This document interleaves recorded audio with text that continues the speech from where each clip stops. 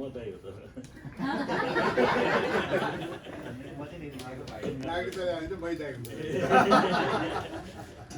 okay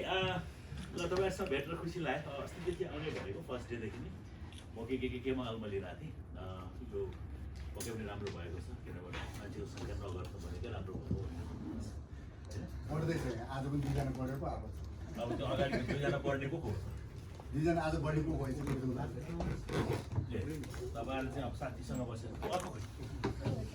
किन तपाईँ उठ्न के भयो पहिलाहरूको क्लास पढ्दै लिनुहुन्छ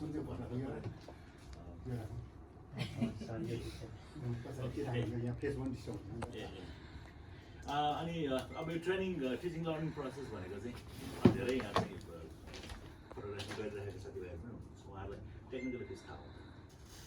पहिला यो फोटोग्राफी सिकाउने भन्ने ठाउँै थिएन अहिले नै पनि एक्ज्याक्ट ठाउँ त छैन होइन चाहिँ ट्रेनिङ सेसनहरू गर्ने ठाउँहरू चाहिँ हाम्रो पालोमा चाहिँ थिएन हामीले चाहिँ आफैले आफ्नै तरिकाले आफूभन्दा सिनियरसँग गएर उसँग उसको एसिस्टेन्ट गरेर सिकेकोहरू अनि त्यो लर्निङ बाई डुइङ हो हामीले बनाउने सिनेमा पनि त्यसरी नै बनायौँ त्यसरी नै सिनेमा इन्डस्ट्री चल्यो फोटोग्राफी पनि त्यसरी नै चल्यो त्यही सेसनमा चलचित्र विकास बोर्डले अन्तर्राष्ट्रिय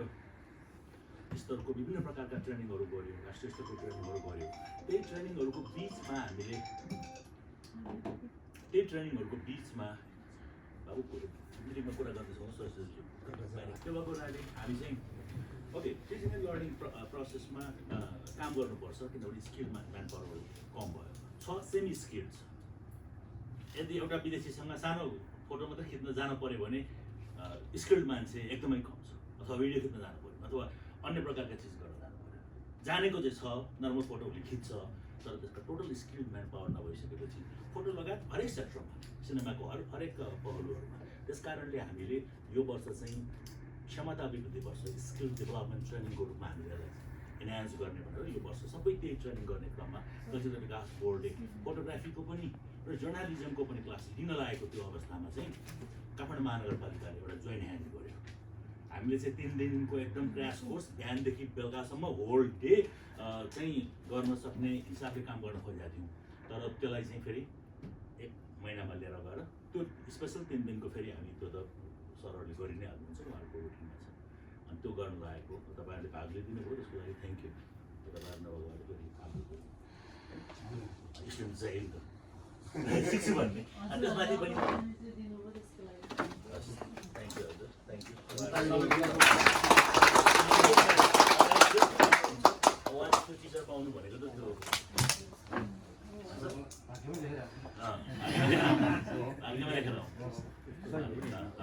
यो देशले कम चिनेको अन्डर रेटेड मानिसहरू उहाँहरू फेरि त्यो हल्ला गर्ने त्यो इन्टरभ्यू दिने जस्तै आफ्नो प्रचार गर्नेमा लाग्नु काम मात्रै गर्नुहुन्छ त्यो कारणले अब अरू भए हल्ला गरेर के नै हो भन्ने बनाइसक्थे होइन तर उहाँ के नै हो है